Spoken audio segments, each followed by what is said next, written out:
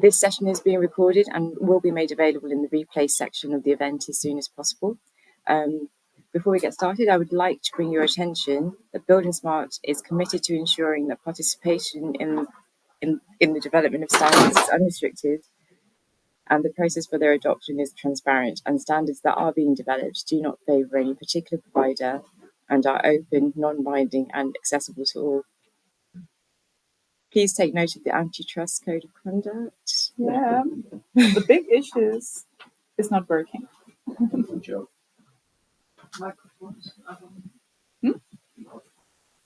Which is there? Now this one, it's This is a conduct. It's Code of okay. conduct. Yeah. Thank you. And on that note, I'll hand over to Cornelius Pridle to get started. Thank you so much, Sheila. So, welcome everyone to our today's workshop. Thank you so much. So, it's an honor actually, yet again. I mean, like it's packed again, right? Which is really great. Thank you for being here and joining our workshop. And well, this here is actually the main theme of today. So, if you ever wondered about how PCert ticks, how it works, how to engage with it, and all of these kind of things, then you're right in this session. But there is some good news, but there is also some bad news. It's a workshop. The first still doesn't work. Next slide, please. Is it? All right. I can change it. We try it like this.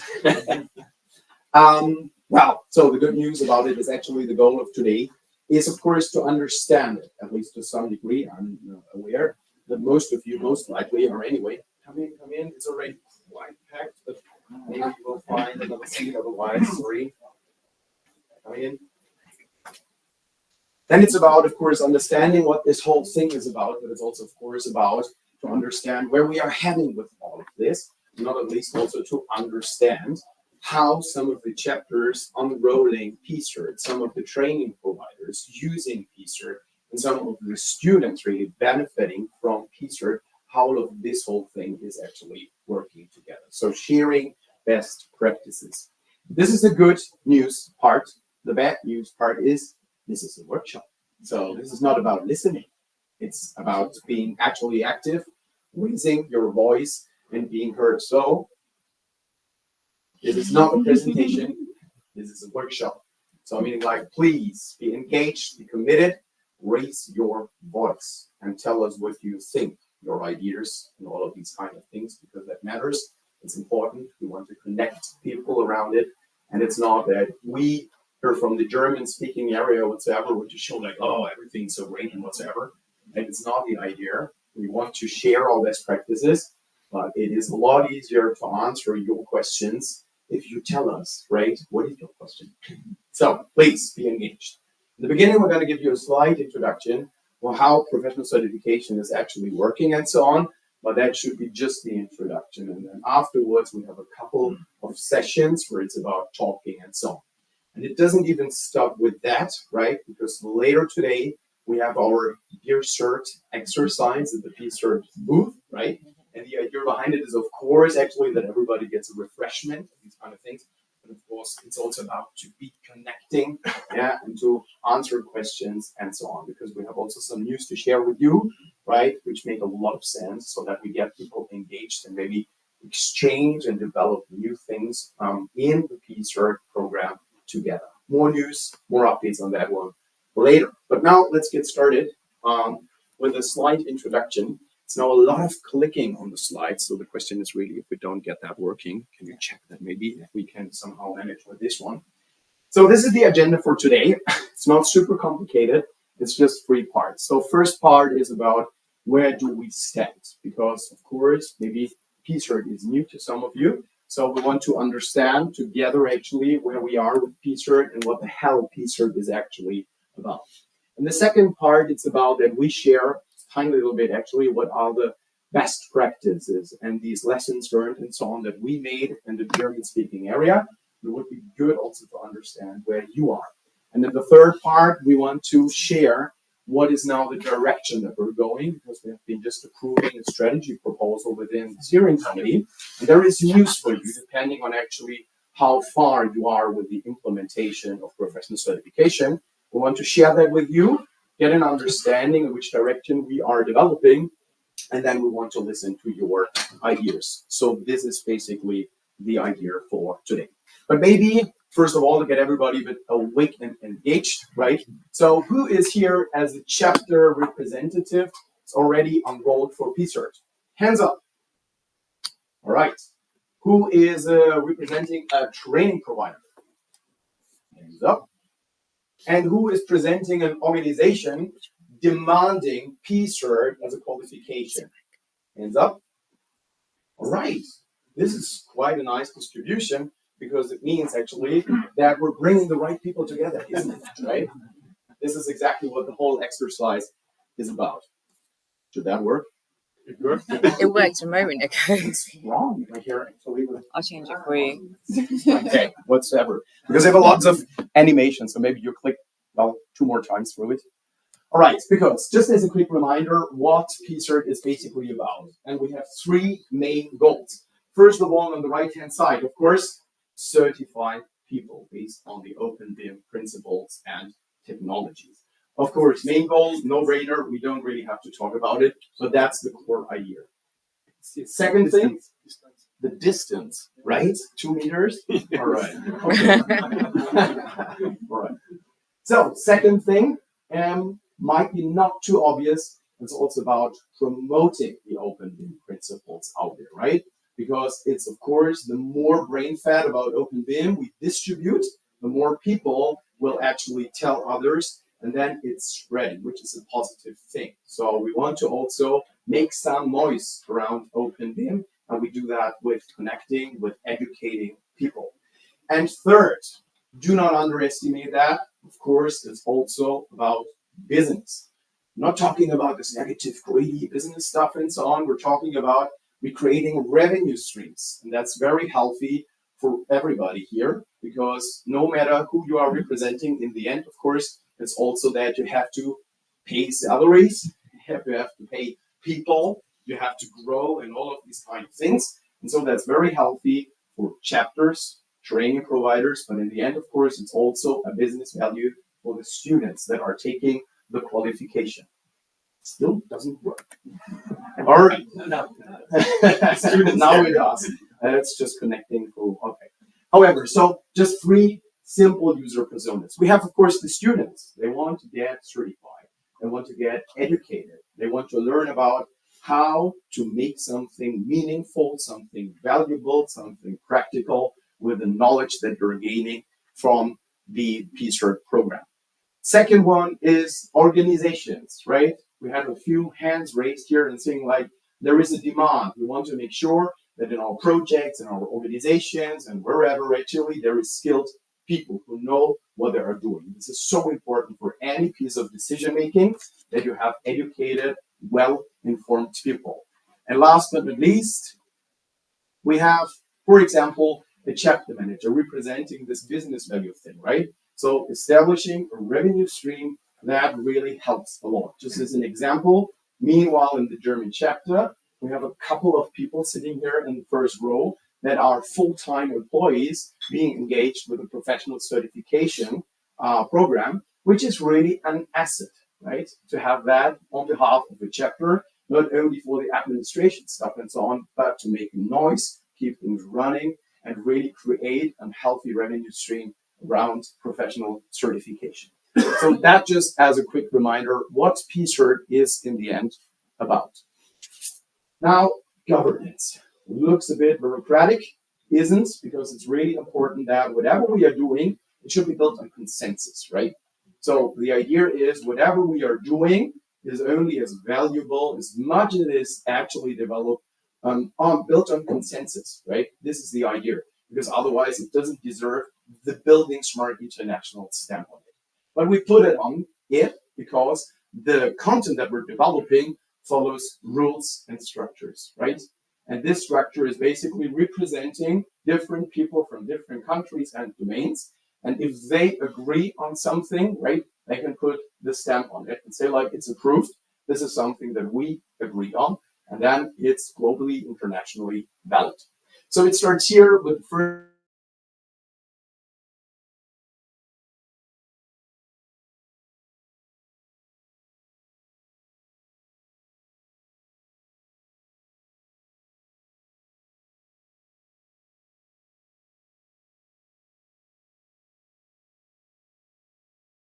the lower in this engine room, you could say, is not against the BSI principles, right? So that we do not end up and say like, now we're doing everything native. No, okay, that would be actually contradictory. So let's not do that. Just making sure that everybody behaves nicely, right? You have a question? Yeah, Yes. may I? Yes, but you have to talk through the microphone. Okay. Well, I was just wondering, you have the compliance committee executive. Who is he or she reporting to? Is it part of the BSI office? Because BSI office is aside. So maybe just to put it into the context. Thank you. So the board of directors signing the CCE. Do we have a representative from the CCE here? Ted. All right. Okay. However, there's a couple of people. If you're interested, I can also name you these guys actually there. And yes, there is an overlap also with the compliance director according to our bylaws. But actually, there's also a couple of chapter representatives in it. So you can read through the bylaws. You don't have to, right? It's also here linked, so you can get there and then you can read through that. But the idea is that they are actually having the oversight over a couple of these programs that do not directly relate to standards. So not the technical part, but to programs like, for example, as I said, PCert and also software certification. And they report to the board of directors. All right, then we have the PCert steering committee. And those guys are actually nominated by the different PCert chapter committees. So all of the PCert chapters can nominate somebody and say like, hey, we want to have this guy there on the steering committee. And then we actually have an election and up to 10 people actually compose then the PCert steering committee. So who is a member of the PCert steering committee? Hands up. 1, 2, 3, 4, 5. If you have any questions about the steering committee, go to these guys. By the way, I'm leading the PCert steering committee. That's the reason why I'm here. Okay? Standing here. No. Yes, of course, you can always come to me and also ask questions. All right, and the steering committee, they are driving the strategy and all of these kind of things forward, right? So we are thinking about what is going wrong, what is going in a good way forward, what do we need to push, what is the strategic direction, but not only on a content level, it's also on an operational level, right? Also being to some degree responsible also for the technical platforms, like the qualification platform, but also, of course, for the content development. But more like on a strategy level, right? So it's just really like that we engage with stakeholders, right? It's really important that we are well informed, that people come to us and say like, infrastructure. There should be something around infrastructure. Why is there not a professional certification curriculum on infrastructure, right? And then we think, but yeah, true, you're right. Let's do that. Well, then we approve it. And then what we're doing is that we nominate a couple of experts, and then we engage them in a subcommittee. And this subcommittee is more like, it's not really a working area, but like it's still people that are more familiar with the domain, like for example, in a different level. For example, there'll be practitioner development. We have an own subcommittee that is only responsible for practitioner development and the rollout and these kind of things. Currently, we have 2 subcommittees. One is practitioner, as I said, and the other subcommittee is now responsible for the foundation and management development, right? So in this example, infrastructure, we want to get that actually done on the management level. Then we send it to the subcommittee and say like, hey, guys, get something done. There is a plan. We need something for infrastructure. So please get a plan on the table, how we can develop that, what kind of contents are required, and so on. So, and last but not least, these subcommittees can also hire work groups. Work groups are actually small entities that are specifically working on an item, like, for example, developing the learning outcome framework or the body of knowledge, and so on. The reason why we have this split here is also because the subcommittee can also have a budget and can hire, for example, also paid contractors and say like, you know what we need, right? Here's a bit of money, please make it happen and develop that. So this is also the way how we still in this governance structure can actually speed up development and so on, but still it's the committee that has the oversight and makes the decisions. So it's never actually that a single person is making any kind of decision. This is now PCert and we roll it out. No, it's always the committees. Looks a bit complicated, but in the end, this is how we follow the rules and make sure that everything is perfectly in place. All right. Yeah, and this is basically now the result. I guess we have seen this slide already before, but this is now the different levels, content-wise, that we're dealing with. So starting actually with the entry to get people engaged, more like a marketing tool, you could say, right? Because that's a free tier and so on, make some noise. Then we start actually with the serious curricula, knowledge-based stuff and foundation, very well popular one, which is very successful and so on. But then it's about actually to create a journey for students, right? So that from there, from the starting point, when you have the access right, the ticket, right, to get started, that you somehow make your own journey through the different kind of contents and skills and so on that matter to you or matter to those that are demanding the skills in the project, in the organization, or whatsoever. And this is advanced knowledge learning, called that level management, and applied learning that we call practitioner. Before, there was also a plan to have something even on top of that, expert level. This is currently not in the plans anymore because we're focusing actually on these three tiers now specifically. Not saying that this is completely off the table, but at least this is the current state of development. Yeah, in marketing wise, that looks a bit nicer. So this is the reason why we have now this stream. Any questions about profile, curricula, level, whatsoever development? Well, management is not more advanced than foundation. Not more advanced? What do you mean with that? The other slide, the previous slide. So this is the Bloom's taxonomy, as you can see it over here. And still, right, it's about knowledge. It's only about remembering, understanding, and comprehending. This is the Bloom's taxonomy, how to learn something. And from here, these other skill levels here, application, analysis, evaluation, and creation, and so on, that's all related. It goes beyond knowledge-based learning. And this is only in practitioner. So what we agree is actually in foundation, you lay the foundation, the cornerstone. And from there, what you're doing, you can decide actually, do you want to really get your hands dirty practically? Then you have to go for practitioner.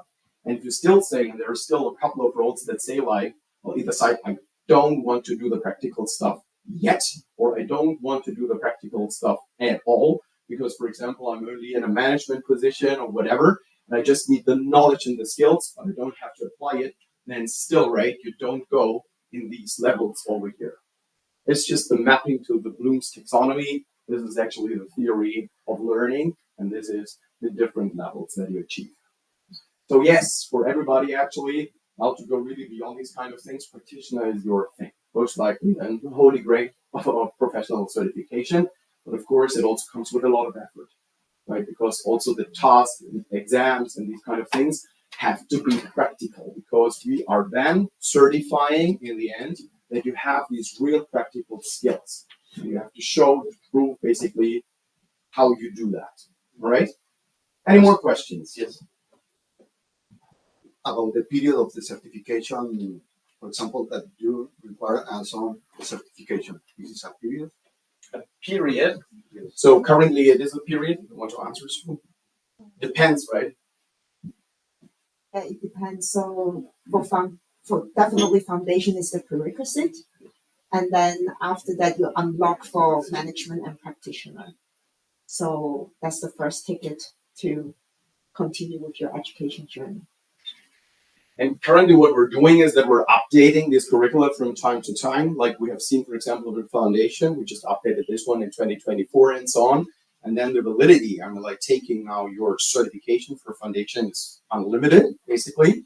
But of course, it's always mentioning also the version number when you have been taking. So if content would specifically change and so on, also for clients, there could be an easy way to say, like, I require, for example, the foundation from version 2024 and not 2019, for example. So it has versions, and then you can actually specifically target what you need. If it would dramatically change the content. On foundation level, we don't have that, but on other levels, most likely, the content will change potentially dramatically.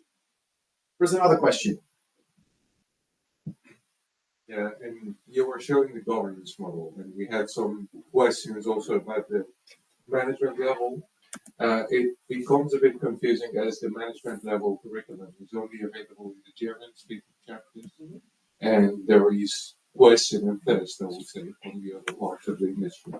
Are you planning to have a portal that shows all of these available curriculums in a sort of a comparative way, so that people can find out what's the best to follow? And the second question, what to do in places we do not have an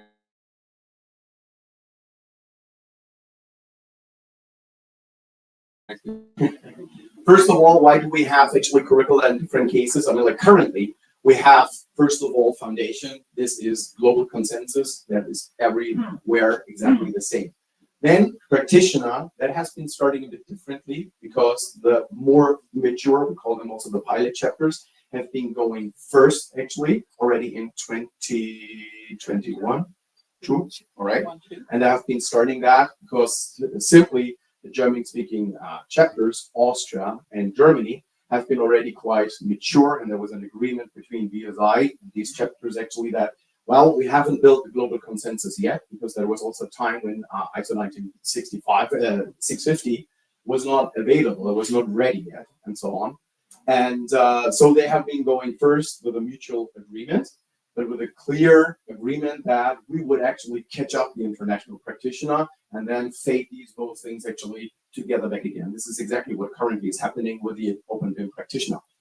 On management level, we had a few efforts actually to build these things on global level, but it didn't really speed up. It didn't really make it. This is also good that you're here, right? Because we're currently desperately looking also for more noise around the management level. And it's really important actually that we create, first of all, actually demands on the management level to then develop something.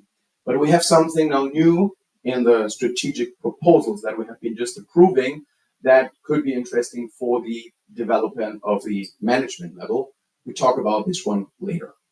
When it's about the other chapters, how to engage with them, I mean, like BSI always actually acts there as a platform to bring everybody together, meaning like you can always actually reach out and ask for help. There are specific measurements and so on where we are helping already emerging chapters. So to get them actually up to speed in the adoption of, for example, foundation. There's, for example, in budget helping the translation works, right? If it's not available in your language yet, but there is also now a new budget that we have been approving to help you speeding up, for example, rolling out practitioner. So we tried actually to push these things and helping specifically emerging chapters that struggle specifically with the administrative effort as much as we can. But still, that's very individual per chapter. So if you are struggling with that in your chapter because of whatever kind of reasons, resources, lack of demand, and well, maybe not the customized content that is really fitting to the market demands and so on, please come to us because, well, then we can find ways forward for you.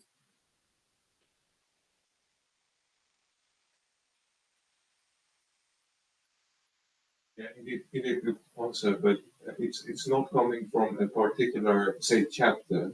It's coming from, in our case, the context is a multinational company.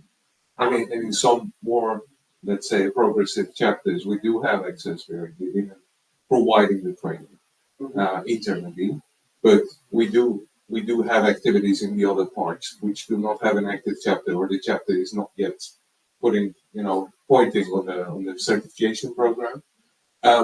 Question is that would be an international certification like the foundation that we do sometimes in the summits. Yeah, it's not the local part, but it's still helpful, and that also can help to the transition solution. we have a specific strategic tool. We called that even actually, well, it was called once Summit Cert, right? That's what we have been doing specifically for emerging chapters to make noise around the professional certification to allow for uptake. And these kind of things can be proposed to the steering committee and can be approved by the steering committee. And then you can roll that out. And that is actually valid on the global level. So it doesn't have to be tied to a chapter specifically. Of course, it should be always run through the local chapter if there is a PCert chapter. But specifically in these cases, most often there is no local PCert chapter. So this is exactly where then the global level jumps in, and that is always then the steering committee. So the easiest way actually to get these the answers on your questions would be to actually, well, drop a few lines to Sue or myself actually, so that we can actually guide this process then through the steering committee. All right, so let's move on. Yeah, lots of animations. Beautiful. All right, now handover time, because now maybe it's a good point in time for you to talk a bit about how that developed in Germany. Okay, surprise. Yes, Germany was one of the first chapters, or actually was the first chapter to be able to certify. And the reason is that we promised it for quite a long time, which is kind of a marketing, especially when you might be facing kind of a certification jungle in your own country, in your own chapter. It's always helpful to have one solution. And this one solution was the professional certification program, which we've seen and we pushed it. You have speech somewhere, talk about it. You're writing something, you're publishing something, talk about it. You are creating also the demand for hurrying up. So that's the reason why in the beginning of 2018, we had the first certifications in Germany. And from this point on, it was evolving and evolving because we were also talking to the owners, the clients. You're having a problem and you're having trouble in your projects, like time, cost, etc. We know all these things. Ask for, you want to have a BIM project, ask for a BIM competence and ask for proven BIM competence. Projects someone has done a contract now, or certificates, especially in the times when many potential contractors do not have so many BIM projects so far. And the most important thing is that everyone is speaking and talking the same language. And the same language in this way does not mean English, German, French, Arab, whichever language I'm talking. It's about knowing what are EIR. What do EIR consist of? What do I have to deliver? What is quality assurance in a project? That's the same, that's our mutual language in a BIM project. And this is certified already on the foundation level. And when your marketing is this nice, and even public clients are asking for it. Meanwhile, over and over again, not only in Germany, but also in Austria and further countries, you have also the chance to further create another demand because I think we were talking about it yesterday already. Maybe I'm a little bit too early telling it, but it was not, even if people used IFC, it was not IFC which made buildingSMART popular in Germany, at least. It was the certification, because this is trust building. If you have a certificate which is proving what you need to prove. So where are we going next? We also need another certificate, maybe for, I would like to be a BIM coordinator. I would like to be a BIM manager. Hey, buildingSMART Germany, do you have a solution? Do you have maybe a learning outcome framework after which I could get certified? And this is how it went for us. And trusted qualification, that was the moment I wanted to hand over the microphone to my Austrian counterpart, but maybe, yeah.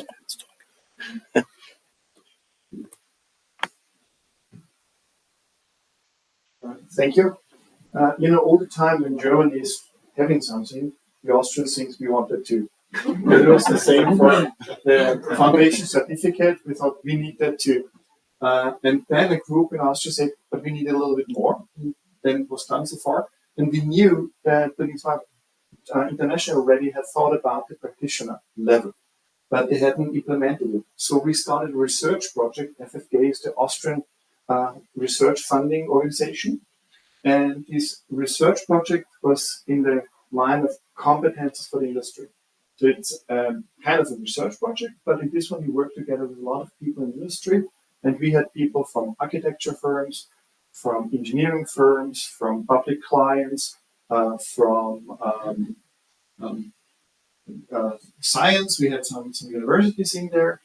And what we tried is, what do you need in practice? So when you're working in a project, what is important for you to make it work? And the first thing is the same when we talk with Germany. We had two competence fields we needed. It's about BIM coordination and BIM management. And there we said, let's work on that. And this one, we developed kind of a 28 days course just in a research project and had a lot of feedback loops. And the end result was then kind of an Austrian version of a practitioner. But then we got in contact and worked together very closely. It's like, learning together, working together, developing together, and also having success together with Germany. And said, yeah, how can we make it more international? But this was like the final part of this was then like an 8 to 10 day course about management and coordination, and a lot of the fields overlapping. And at the time, we were presenting this as a Rubik's Cube, because you have a lot of fields, you need like a lot of competence, and I think you can explain more because it was actually ideas from Germans and the Austrian, just okay, as always. And we could see you have a lot of competence you need in different parts. You need it for coordination, you need it for management, but you have some competence you just need in the field.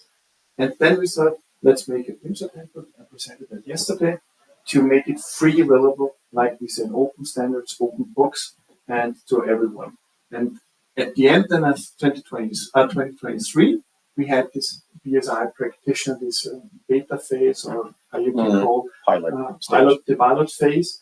And it's, in our country, a huge success. A lot of public clients asked for that because they also took part at this certification scheme.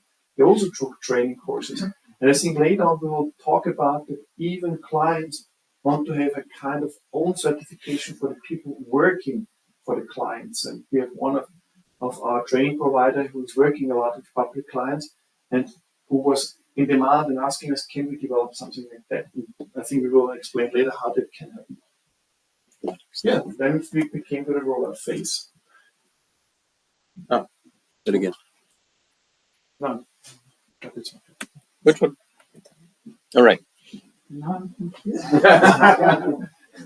Any questions in between? Yeah.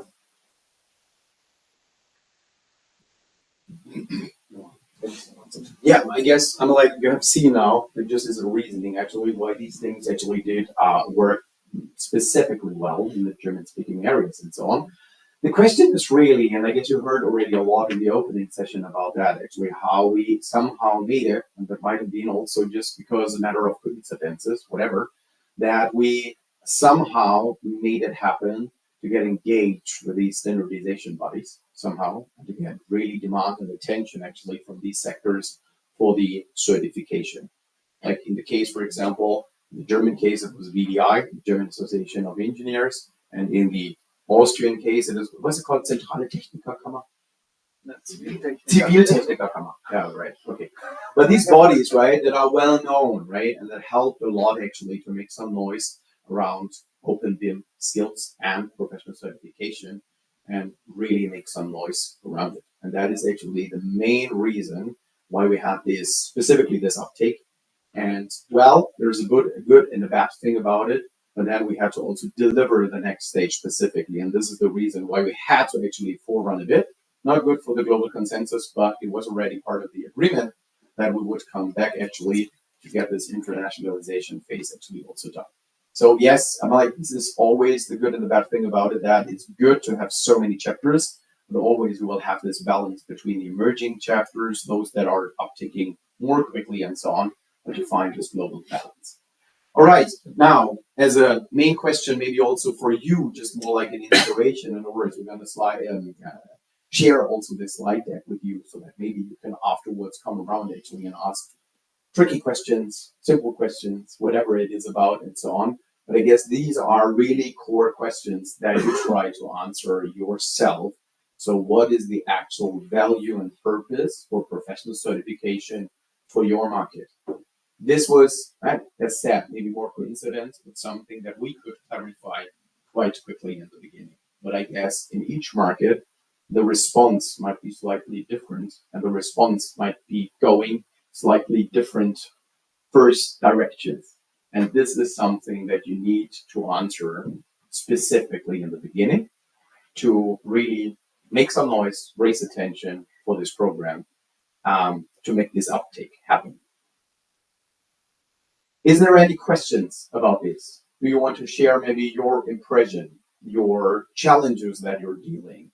Because I'm like, that would be the base, of course, that we can talk about it and that we can find potentially a solution together. So in the Netherlands, we do have a lack of question towards the certification. We don't have a government who's demanding it. We don't have clients or principals who are demanding it. So from a business point of view, if you want to create some noise in the market, as you say it, maybe we need an international slide deck for clients to understand what is it, the non-technical version of it. What is it? Why should I care for my projects? So why should I put it in my portfolio? And my question to the market. I guess for Holland, that's a start that we need to discuss. Yeah. Because without any questions, nobody wants to do it. Right. It's like selling the pen. Right? It's a good old sales thing, right? Exercise. There was a hand raised over here. I'm not going to get out too much effort.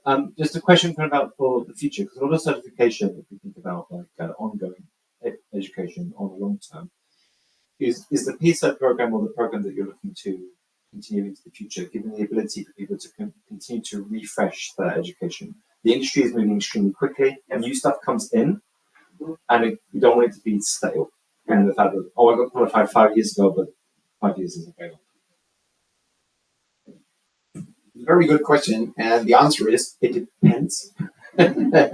No, because I mean, like, if you take a look at actually what we're already running quite successfully, it's called Foundation, right? And the Foundation is actually something that doesn't really develop and change so fast, right? Because we have the major change now with the introduction of the 19650.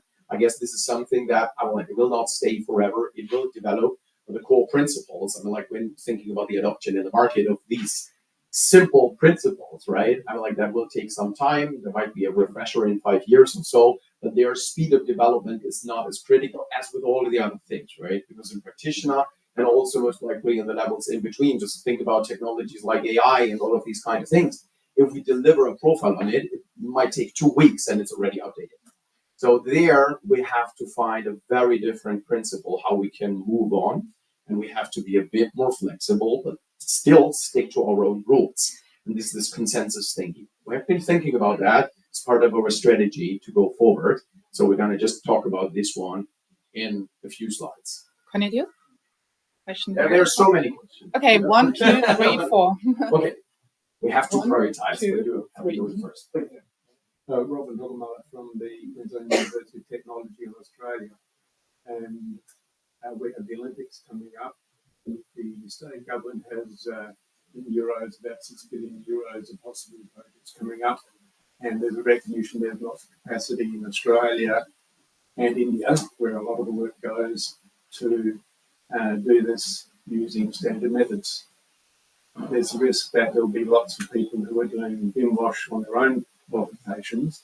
So I see the PCert as an opportunity to convince the clients, the government, that something like PCert and good qualifications is necessary in order for them to get value for money that's needed to work on distributed projects that basically across the world. It's exactly these kind of opportunities, and you might actually need the slide deck from Marcel. So another good reason why we have that.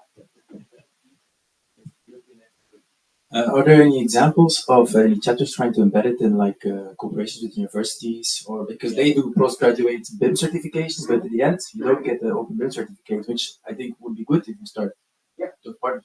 So the example is standing right in front of you because I'm a university teacher. So, and my students, they take the lecture that I'm giving for free because in Germany education is free. And what they get is actually because I have been accrediting our lectures, building information modeling, basics, blah, blah, whatever thing. with VLI and the project there, with the program, which means like that they just take the lecture, they have to pass the course at university. Afterwards, they're qualified to take directly the exam. We even have been introducing a student discount, which means like at least in Germany, with all of the fees and blah blah blah taken into account, it's less than 100 euros for them, for each try. Most of them pass. So I'm trying to do a good job here. And that's meanwhile these 380 discounted exams, because before it was more than 200 euros per student. That's a lot of money for them, right? So we lowered this one to make it easier. So this is also a warm invite to all of the university and academia and people here. Not only talking about universities, also talking about high schools, and so on. When you think that building information modeling, ISO 19650 principles, and these kind of things are anyway already part of your course, you can easily adopt them as professional certification. And the benefit is actually for my students, they get already with the course, with their past exam, already something that they can combine with their CV. And for us in Germany, it's even actually the VDI, the German Association Engineering logo on top, which is something even HR people know. So this is really proven an international certification, which is really helping them, right? For 100 euros. Can we have some questions? Yeah. Okay, so they are serving from the China, and we are also the training provider of the BSI PCerts. So we are carrying out some certification for personal in China for more than 10 years, and we also participated in the PCert like foundation and development of the practitioner. So our question is, what's the relationship between? Because we saw you mentioned the experience from Germany and other countries about the practitioner research. So what's the relationship between yours experience and the current, the international research, the practitioner practitioner level? And one more question is, how can you improve the acceptance of the this research, like make each country, each industry to accept this practitioner level research to get the more people to join it? Yeah, that's the question. Yeah, thank you for the questions. I mean, like when it's about the gap between the German / Austrian coordination and management profile and practitioner and the gap to the international practitioner, do you want to answer? Yes, exactly. What is the difference? And why there is a difference? Should we jump up a few slides? There's a slide. You can. There. No. It's No. going down. We have a lot of slides. Anyhow, I think one problem was when you thought about the fields we cover with the practitioner coordination and open BIM coordination and practitioner open BIM management. Sometimes you have local regulation and local codes you have to consider. It's the same when we're talking with the Italians. They say, they have a lot of laws which define how BIM model, and you have to cover them in these courses. So there's a local content. I think that was the difficulty at the beginning, that some persons thought it's too much local content. If you talk with the German guys, they have a lot of VDI rules or regulations in there. But if you look at the regulations, it's common BIM practice. So it's just with the VDI logo there. But if you look at it, it's really smart to do that anyway in a good way. So from the buildingSMART International perspective, it was a little bit too local colored, let's say it this way. And therefore they thought about what can we make which is definitely universal, and that's the buildingSMART standards and technologies. And therefore the core only covers this part. And that's the reason also right now in Austria and Germany we still need the coordination and the management certification, because that's the one that public client really accept as a quality standard. It's the other one is about using technology and using buildingSMART standards, but only on technology basis. And I think that's a good thing to do, but I'm not sure how much the market will respond to that, because we have too many of these certificates now. So to understand, we also have these diagram over here. It's a bit hard to read here in the middle because of the contrast, but here in the middle, you can understand that as this skeleton, which is now the core content. This is now exactly what has been internationally now developed. This is also the reason why it's sometimes referred to the core practitioner, right? Because this is here at the bottom and so on. And when the German and the Austrian forerunner project and the practitioner started, actually have been directly developing these national profiles and so on. And what now has been happening in this development of this internationalization practitioner was actually to cook it down and update actually here this core content part that is global consensus, right? And here we have all the best practices around open BIM workflow standards and solutions and all of these kind of things. Now, what is required from the chapters to put some flesh on the bones, right? So to make now actually all of this combined with national practices, national regulations and so on, so that it's applicable to the market, so that it also hits these market demands. Because if it doesn't, most likely the interest is not as huge and we want to raise this attention. And last but not least, what we also have foreseen is we have different training providers and they have also different kinds of tastes, let's put it like that, using different kind of softwares, different kind of, whatever combinations in these kind of things. And there should be still some room to maneuver also for those guys. So they can also put something around it and we call that skin. So that you have a whole body in the end. That is the idea, right?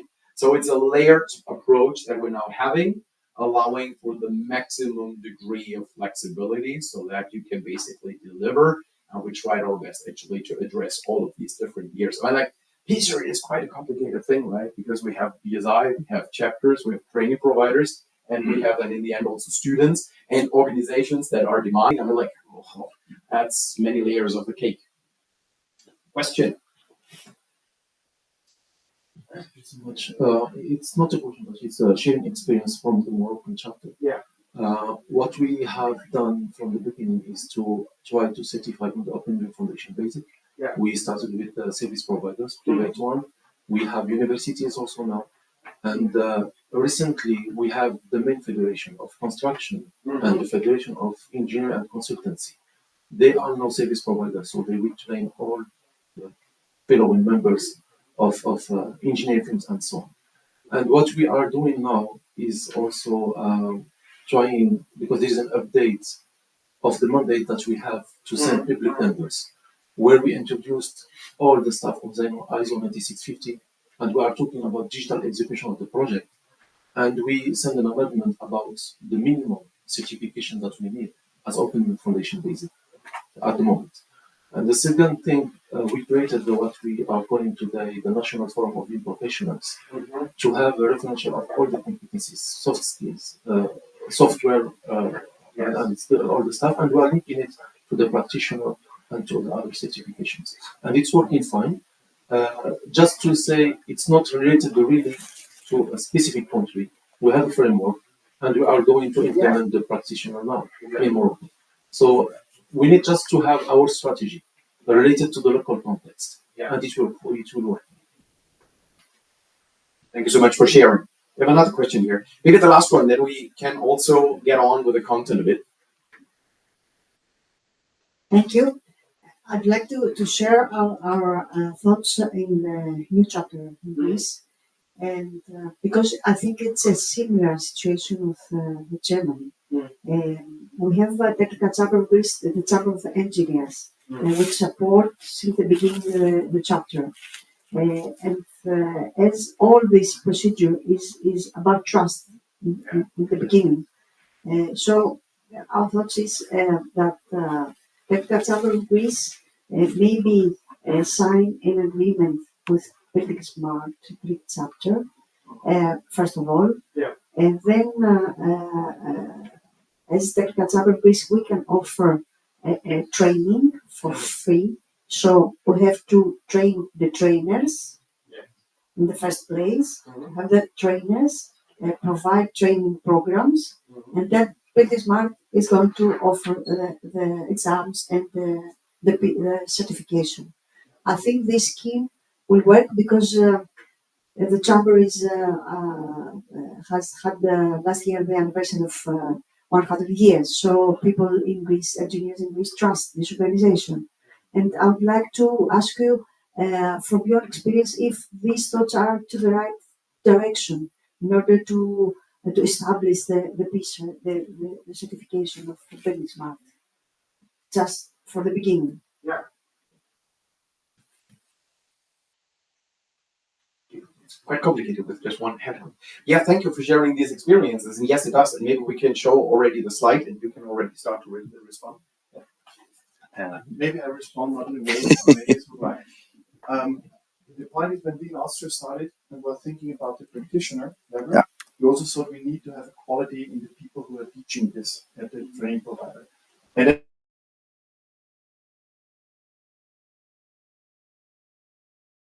with certified trainers.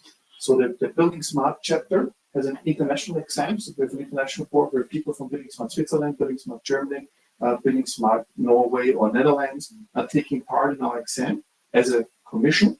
And Austrians can be certified as certified trainers.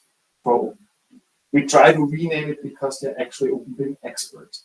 And then we ask quite much more than you have on the practitioner certification level from them, because we want them to be renowned as experts in the complete field. So if they have to know, let's say if you ask about IDS, the practitioner level you have to use it, but on the level of a certified trainer you have to know quite a lot. And we actually have at least 2 certified trainers in this room, right?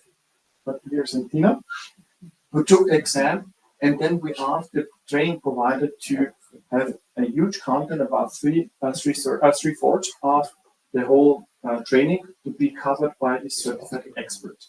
Because sometimes you have content where you need people with other expertise, which might not be certified trainers. And that's where we started at the very beginning and said, we have this. But it's a little bit difficult to manage all that and to cover all that. In Germany, they don't have it. They look at the experts who are taking the exams. So they choose them from the training providers, because it would be for a country as big as Germany, it would be quite an effort to also have this kind of level of, but it's a quality assurance for us in Austria. There's a rating. I'm German. Oh, but it feels like that. You're living out for how many years are you now living in Indiana? 20 years, yeah, you're Austrian.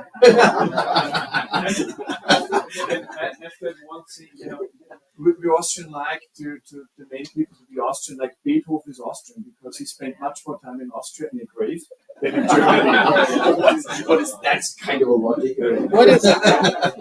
And what is it? Mozart is German from now on? I just wanted to mention another use case of training providers, such as Ferrovial, that it's not a company which is selling courses or training, so it's just for train their own people, so big contractor or like engineering firms. And maybe Ricardo, you can share why do you decide to become training provider? So it's a different perspective, but so many workers probably are part of big companies, and I think it's an interesting thing. Yeah. So this is specifically interesting. So I'm like, this is really about to connect people. So specifically talking about these things because Sergio is also in the steering committee. So it makes sense to also connect and talk maybe about these things if you're interested to talk about it. What we have here is just also a quick summary. It might not be very comprehensive, but at least a few things as inspiration for you also.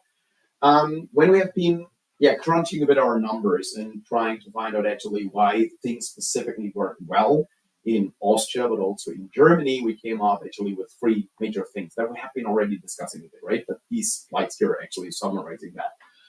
First of all, this close cooperation with national associations. We heard now many other examples, so I guess you got the idea that this makes a lot of sense. Also, to make that very, very clear, I'm not sure how that is for you guys in Austria. For us, the combination or the cooperation with VDI is really based on a business contract.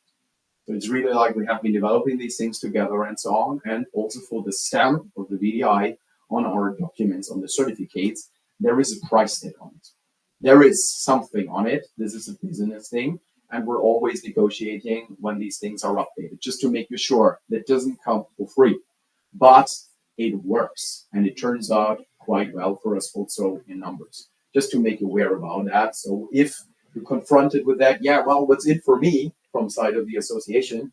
Well, you have to think about it. But in the end, if you find a business model that works for you so that you also have a nice revenue stream, it might be worth the investment. So maybe, well, consider that as an investment. The other thing is the close cooperation with the universities. So if you have a chance actually to engage with these guys, right? And there is now an incentive because you can get in touch with university professors, you can get in touch with high school teachers, whatever kind.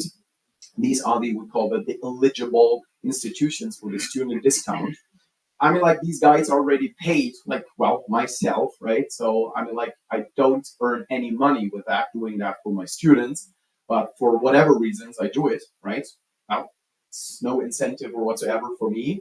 But, however, like if you are spreading the world and also the professional certification through universities, that helps a lot because I mean, like, you're tackling the problem, or like the challenge at the roots, right? And this is a lot more effective, basically. And all of these young guys, right, they will be equipped already with a foundation certificate and they can start their customer journey. And it's also that, well, the companies later don't have to pay for it. It's already taken from their bill, and that helps a lot. And third, and we have that's actually this diagram a bit bigger. Oh no, wrong direction. So now you can see that here, this is the structure, and we compared both sides actually, how the German and the Austrian chapter is actually working, well, each side, but then also together. And that's slightly different. And it's already explained to you on your side with the certified trainers and so on. And here on buildingSMART Germany side, we have this working group certification. So this is actually looks like a national Fachgruppe, that's how we call it. But in the end, we started already because we thought like in this German-speaking area, makes a lot of sense actually to do these things together already with the Austrian and also with the Swiss guys. Makes a lot of sense. And there is no good reason why this couldn't be actually more international, right? Because, well, all of them, right, working in this one also are used to speak English and these kind of things. So there is no good reason why we can actually enlarge also this footprint, right? Make it more international. But this qualification, this Fachgruppe, this already exists. And it's heavily supported also by our management office, well, the German office, because we can afford, because of the revenue stream and so on, to hire people. And this is why we have Gio and Janine, right? And they're heavily helping not only with the operations around PCert and these kind of things, but also helping specifically these guys working in the qualification working group and so on to develop on content and these kind of things, like, for example, exam questions and doing all the translation work and blah, blah, blah, all of these kind of things.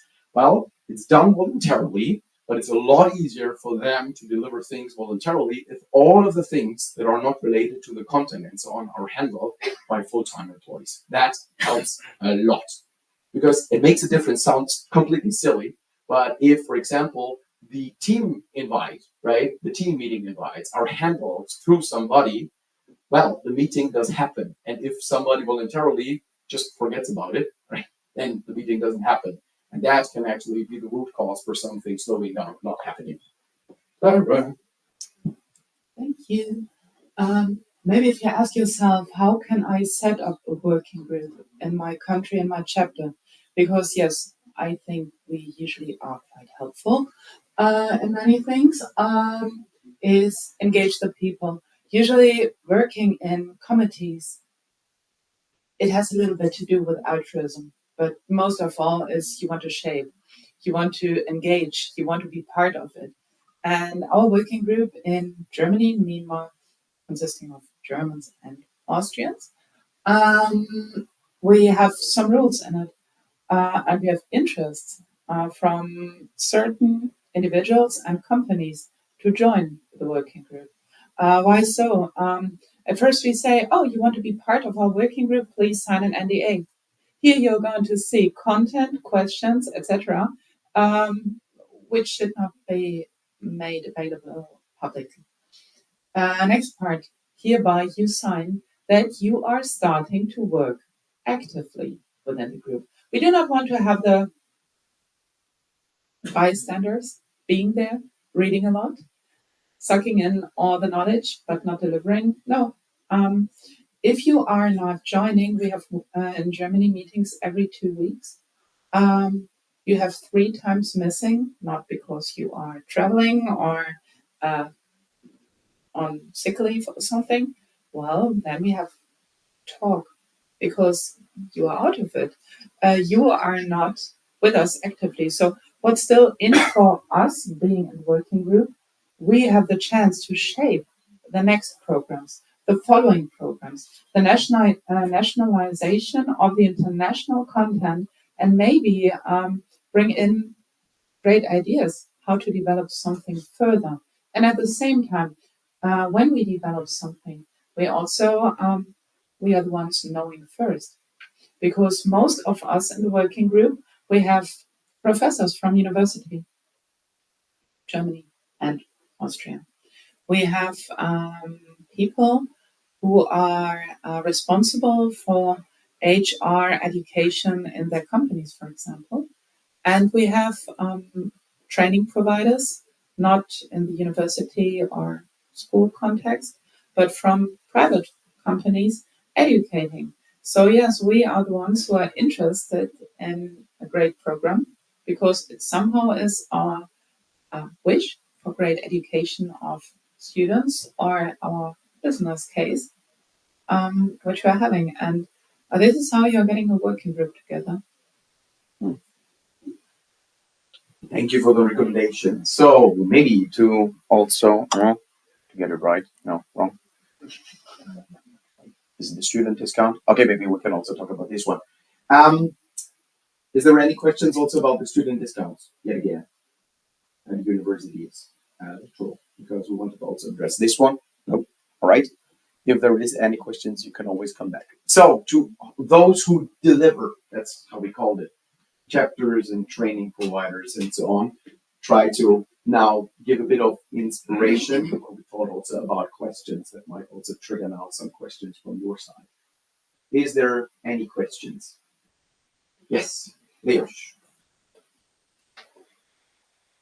Thank you, Cornelius. It's not more just questions. I would like to share some insights. And my name is Lars Svoboda. I'm the chapter leader of the Czech Republic chapter. And our chapter started in 21. In 22, we started foundation. We have a little over 500 certificates issued, and we just signed the practitioner agreement with buildingSMART International. Is there anyone else who signed the practitioner agreement? Marco, China? Okay, that's good. I was not sure, so this is good information. You're not the only one. Just yeah, exactly. And just to make it quick, you have the triangle of 3 important parts. You have the working groups and the universities and one more, yeah? And I would add, and this would be maybe very specific for our country, I would add government itself.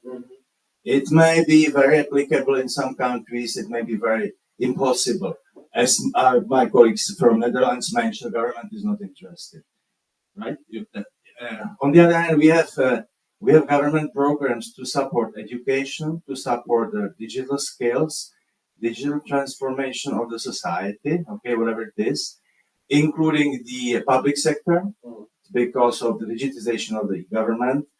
So there are programs to really requalify people, to educate people, and it includes the construction industry, right?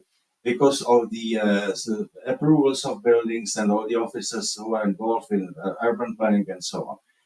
So we have a unique situation because we have the mandate just approved 2 weeks ago. It's published in the Czech code. So we have official information management code, BIM code. So of course it generates the interest. As you asked, what would be generating? What's the unique selling proposition?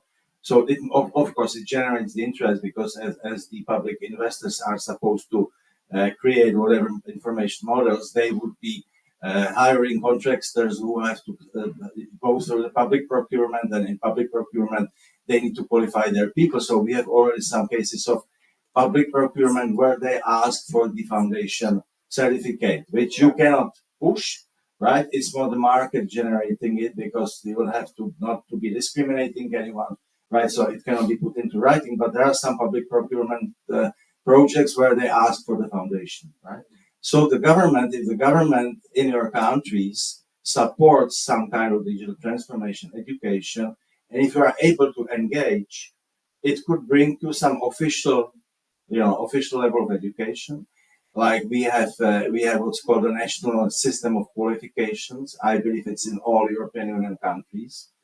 And the national system of qualifications, we are adding BIM. We say, well, it's an information management specialist. We try to really focus on the information management function. We are just writing this qualification, which will be published in official government website, which is the website of the national qualifications. There are about 800 of them for anything you can imagine, right? So this is supporting that someone could really make this exam. That's one case, one example. Another example is we have BIM strategy in our country since 2018 for like 7 years. It includes education, and now there is a national educational system set up for BIM at the level of for the public officers, both in the central government and in the local governments. They have different laws, but basically the content is the same. And we, as buildingSMART Czech Republic or the association, we have for over 15 years. So we are writing the content. So the government will be running courses. They have 4 pillars. The first is more motivational, just to say, wow, what is that? So you rotate without 3D models, right? It's cool. But the second one is foundation. And government accepts that our foundation would be the second pillar, yeah, without the requirement to go through the certification option for the person who would go through the, which is based by our training providers on the paid basis, and there is option to make the certificate. And we try and we hope to use practitioner as the third pillar, yeah. So I'm just saying you have 3 triangle, and you can consider government itself. Yeah, in some countries, I can give you much more examples. Thank you. Thank you so much. Maybe also adding to this one, because it's really important, and that's also actually feeding back to your request actually to have a slide deck. I guess we can really find synergies here. Specifically, the countries are differently adopting these kind of things to the government. And if that would be reflected, like there is countries that are already, well, engaging with the policymakers and they've found already ways forward, because we have another example. For example, last summit, we have been talking a lot about Singapore, for example, also matching professional certification with their DDM, Digital Delivery Manager accreditation. We have slightly, it's not the government, but in Germany and also in Austria, we have these engineer associations. So it's always these kind of official bodies and so on that actually help a lot with this trust and credibility and these kind of things. And then suddenly it has an uptake. So I guess you're on a really healthy way forward here. Yes. So one more. Thank you.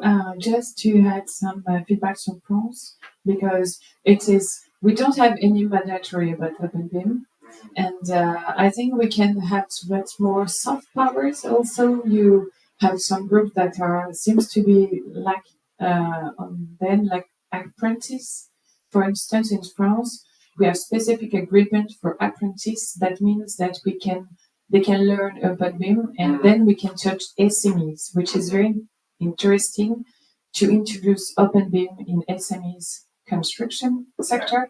I think there's another way that is very important to introduce OpenBIM in public procurement by skilled public officers. That means that it could be a good idea to have a specific certification about management information, about ISO 19650, for instance. That means that they will be skilled, and then they can ask certification in the public procurement, for instance. And I think what we have also to face in France is people were very reluctant about individual certification, and international is not valuable enough. But what we can value, it's a national certification. So perhaps also to have a relationship with national organization certification, And perhaps what can we also bring to the community is when you have national certified certification or building of knowledge, perhaps to push it to you and perhaps just to see what can be gathered or common to everyone. Okay. Maybe one more question, and then I would also show this development and strategic development, just so that we also have that covered. But one more question. Thanks for ISO 19650. What is we've talked about trust, trust in what we teach and what we write about, and there's a little problem I got with the skeleton because ISO 19650 is changing a lot. We will react really fast. We need to react fast all over. It's just not PCert. I think it's buildingSMART overall, because if you're changing something that is the big backbone of everything we do, and the ISO is changing wordings, everybody will get confused totally. So if we go for 19650 and the big change ahead, we need to react in PCert really fast. And question is, do we have a strategy? Well, on this specifically, how we keep operations and maintenance and updates and so on alive, and like, yes, like we have processes for these, but it's also a matter of fact, of course, that we're not the fastest when it's about speed of development, of course. I'm like, there is a good reason for it, because we want to build actually consensus. And when we have been doing that the first time with Foundation, right, it was a heavy lift because there wasn't even 19650 available, right? Meanwhile, it's a lot easier, but we have been now running through an update process, and we found a couple of pitfalls that most likely are somehow, well, we can avoid it, we can improve it. But yes, we have for sure to think about the life cycle there more properly and be more reactive when it's about updates to stay just right up to date, right? Otherwise, the certification loses specifically the Foundation. But yeah, maybe one more thing actually that we should now talk about, just also because it also answers the development question, and I was anyway already exactly talking about this one. So the steering committee has been thinking about the overall strategy of professional certification quite intensively. So the steering committee members, they will also remember, hopefully positively, that we have been going through a couple of strategic exercises. It was a heavy lift and so on, but in the end, we came up with a couple of things. So first of all, please, right? We had to prioritize. We had to focus on those things that we now specifically will focus on in the next time. Doesn't mean that actually everything else is completely out of focus or whatsoever. But it's the first thing that we need to do. There is a couple of things that will have immediate impact on the things that you're doing. And there will be things that are more like happening under the hood, you could say.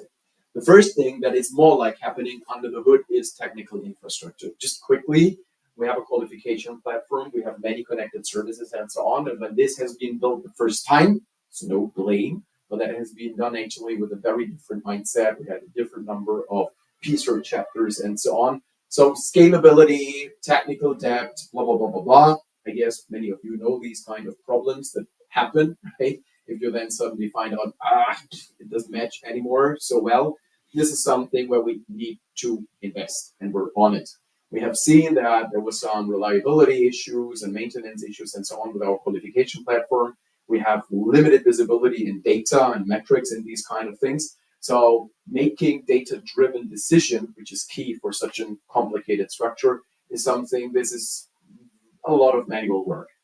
And also we have Sue here suffering a lot also from manual processes, which is also not fun, because I would love to see that Sue is focusing on things that really matter and not being, sorry for the term, but it's like this process monkey work, right? This is really, yeah, we shouldn't do that. So we're looking into that. We want to invest so that we're better data-driven, that we're more automated and so on. Will not change immediately something for users out there. Don't expect that everything is super fancy in 2 weeks. Right? But we have to carefully actually do these things. This is something where also our technical people on behalf of the management office will help a lot. The second part, we have been now heavily investing also in the development of the core practitioner, the international practitioner. I hope that you already feel, those that have been signing the agreement, that there is a lot of support and things that we can do actually to help you actually get this thing pushed to the market. We have just recently approved also an project proposal that has a couple of measurements to help everybody rolling out practitioner a lot. For example, if you're lacking administrative resources, then BSI jumps in to specifically help at these points. There is also a rebate discount, for example, for these first exams and so on. So there is a couple of things. If you want to know more, this is really something to talk, please, to Sue or myself and so on, then we can give you the details. But the idea is simple. We have been investing in the development. We have already people signing for this one. Push it on the market, right? As much as we can. It needs to go out quickly, right? Now, before we go to the other one over here, just one more thing. Marketing and capacity building, specifically to help emerging chapters, those that really need a good, actually, argumentation value proposition to put that somewhere and so on. The slide decks that we have for you talking about, the communication, and common corporate identity, these simple things and so on. We have to invest in this one. And this is actually the bluish box about. So we have to invest in resources so that we have more resources on global level that help specifically building these kind of materials and so on, and doing also analysis so that we can specifically actually provide material to everybody that you can then take. So the slides that you are asking for, I totally agree, they should exist. They will not help only you, they would help actually a lot of people here in the room. We're talking about all layers, chapters, training providers, and so on, right? All the helping hands. And we have to do some homework for that. And for this, we need resources. This is worth an investment. So behind all of these boxes, actually, it's not good intentions. We're also talking about reinvesting revenue stream that PCert is creating. So, and now the big bang boom, the chapter-led innovation. This is what we called it. So you have heard a lot now about speed of development and the mark in the markets and so on. So far, our main core paradigm was we built first global consensus, and then we have a product, and then we roll it out. There's good reasons for that. For foundation, where we have even ISO standards now in the back and so on, it works nicely. But we have now very heavy lift, specifically on management level and also on practitioner level, to get this alignment. And we just learned that might need actually a different strategic direction.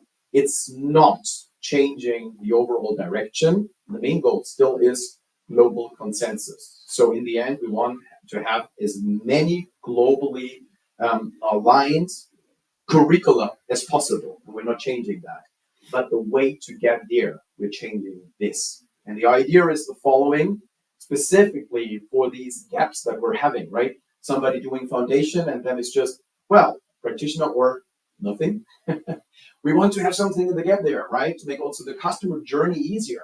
It should be baby steps, right? There should be something in between, and then you do something this and this and this and this, and then on top practitioner, right? And maybe then this heavy lift is not so heavy anymore, right? But we have a hard time to fill these gaps. But when we have been looking in our chapters, there is so many great ideas, and many of them have already things in the shelf, right? They have it already in the drawer, it's already available, but it's lacking still this whole process about the global consensus. So what we have been thinking now about is we allow now that chapters, one or many together, can, in an approved and with according to some rules, can actually develop these profiles, these curricula themselves. So what it means is basically, we'll, for example, have now a new infrastructure thingy, right, that we have been developing and we have been having a hard time, not saying that it was very painful and so on, it was a lot of work, right, to find this global consensus. It was a really heavy lift. And now that we have approved that way forward, what we're doing now is basically that we can now, first of all, have this infrastructure management level curriculum that has been developed already, but it's just available in German yet. Doesn't mean, of course, that there is a way forward to also translate that in English and all these kind of things, the global consensus, right? This is the way forward. But first of all, we can already ship it to the market actually as a chapter, right? It doesn't mean only for the German market. It also means, of course, the Austrians and the Swiss have an easy time because they can copy paste, but they need to also adopt it, of course, to the market needs. But that also means that at least those parts that are applicable for Spain, those things that are applicable for the Netherlands or whoever, right? You can also copy with pride. This is the idea. Just copy what actually makes sense to you and then enrich it with the national stuff that is still missing and so on, and then it can go forward. But it's not Wild West. The idea is really that we still make sure that at least, right, it is with some guardrails. And therefore, we have been thinking, and please take that with a pinch of salt, we have been thinking about a process. It's just a draft. It's not written in stone yet. But the idea is that there is a way forward how you can identify the need, the learning outcomes, right? And also design the curriculum. And then it still needs to be approved on the the international level. And behind is always the respective responsible subcommittee. So, for example, for the infrastructure thing that we have been doing, there will be at least core contents that need to be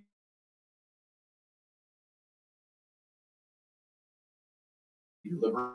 Will be 2 independent reviews by experts. So 2 guys going through actually the contents there. Of course, they need to be native speakers of the content there. They don't need to be necessarily deep experts in the domain. At least one would make a lot of sense.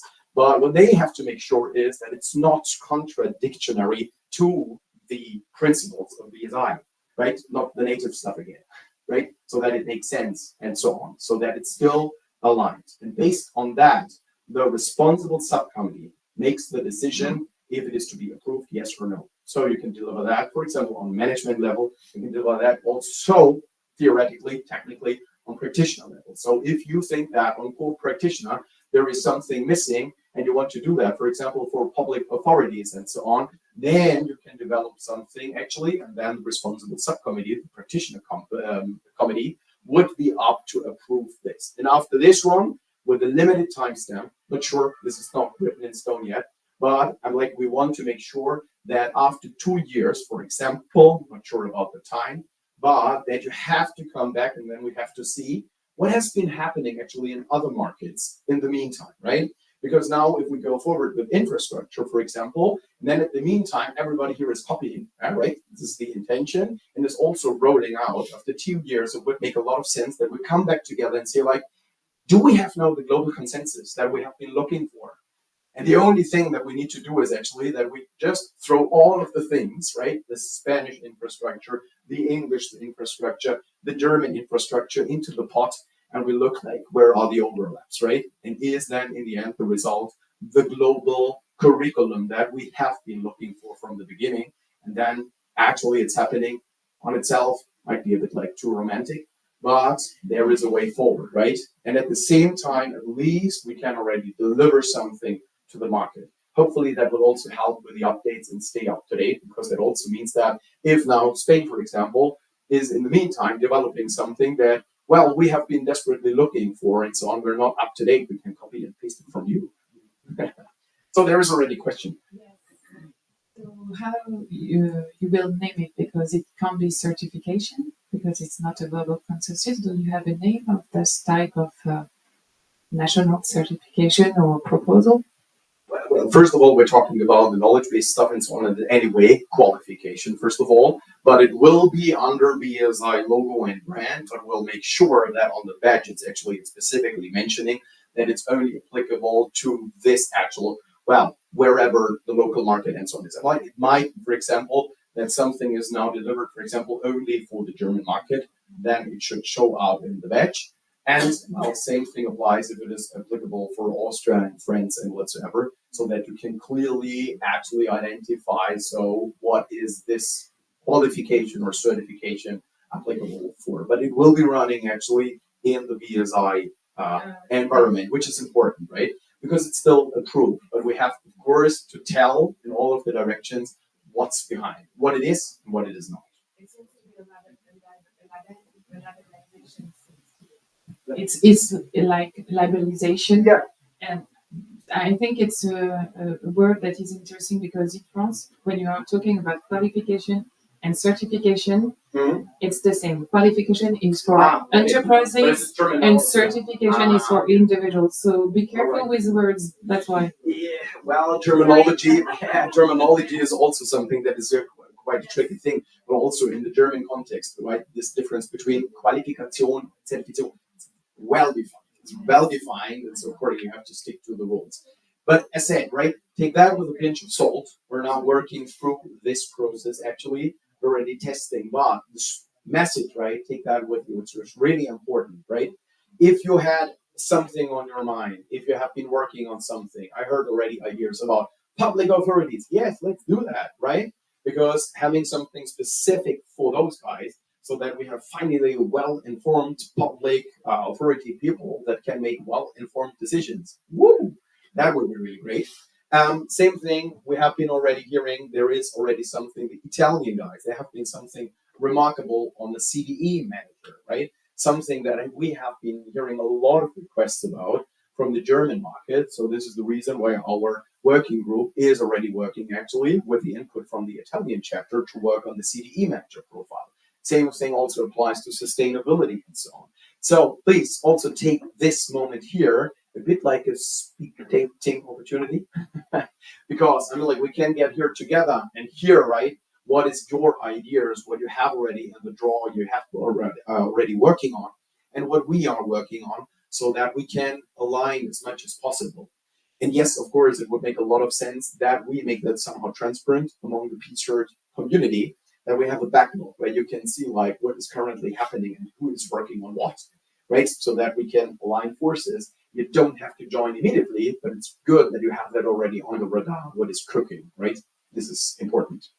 Questions? There's many questions. 2 layers. Thank you. I want just to share that the National Agency of Equipment is a government body. So they launch a training for their staff, for 40 engineers, but it's a combination between project management, open BIM, and open BIM certification, and also soft skills. And this is what this kind of like government body are looking for. Suggesting like just a certification can be challenging because they are looking how they will send the new tenders with ISO 9650 and all the combination. And this is where we start also our collaboration with the PMI Morocco chapter to see how we can suggest, for example, a combination between both certifications, knowing that the PMI now have the construction professional certification. And they are talking about BIM. And I'm not sure it's open BIM itself. So we need to have maybe this global collaboration between PMI also, not only the American ones, the others, the EPMA, I think, to see how we can maybe push our certification to other countries. Yeah. Thank you. It's a general question. So, as a software vendor, which I am, I mean, we have a lot of thousands, millions of users coming to our systems to use CDEs, to use data exchanges according to open BIM standards, etc. Where do you see us as a part to play? I mean, we do obviously training, but we don't. We want to send people to have a better understanding of these standards. They use our tools better. They have open BIM understanding better. Where do you see vendors in general position in all this? So typically how we have been seeing training software vendors so far is training providers themselves that can also enroll, of course, for practitioner, for PCert. And of course, I mean, like getting engaged with those training providers that are using your software actually to get people, for example, ready for practitioner, right? And you also have something to answer? I was just about to answer almost the same. Yeah. Actually, we have an Autodesk vendor in Germany who's giving open BIM courses on foundation and practitioner level. We are giving software neutral, I'm not a software vendor, giving software neutral courses for a software vendor. It's all fine. You can have your own courses as long as they are following the open BIM standards, the buildingSMART standards and services. And that's quite common in Germany, Austria, and Switzerland as well. Because I know that the other one I was talking about is also sitting there and waving. Yeah, exactly. Almost running a bit out of time, but I guess, well, these couple of questions we can take. Thank you. As Sergio was saying, we are implementing foundation for our employees, and there is a step we would like to implement the practitioner. Yeah. But we operate globally. Foundation allows us a global certification. We are giving this scheme training depending on the country. It could be possible to have like a poem of the squad of practitioner and then update like a Lego piece of the country so we can get something internationally with an international recognition. But the new kind of development would allow for this one. We have to talk about it actually, how huge these chunks would be. But that could be specifically something that we can now think about because this way forward is at least now something that we're more flexible right now. And it's possible to have some kind of convalidation with the masters, with the B master given by universities. Good question. I mean, like it will be then quite complicated, but we allow for the student discounts already, so there is already at least a foundation for that. We have to look into that. Right now, it just applies basically. It applies for all of the courses and so on, but we don't even have universities applying right now the practitioner.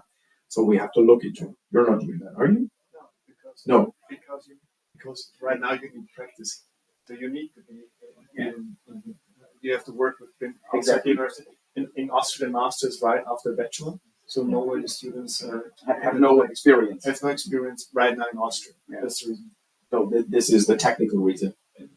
We are incorporating all our technicians with Big Master, so we would like to have that certification globally. All right. So you would be then the first case actually, and that is something to look into. Unlike when we have been writing down the student discount thingy, we have not foreseen any blocker. It applies to all of the levels, also management, by the way.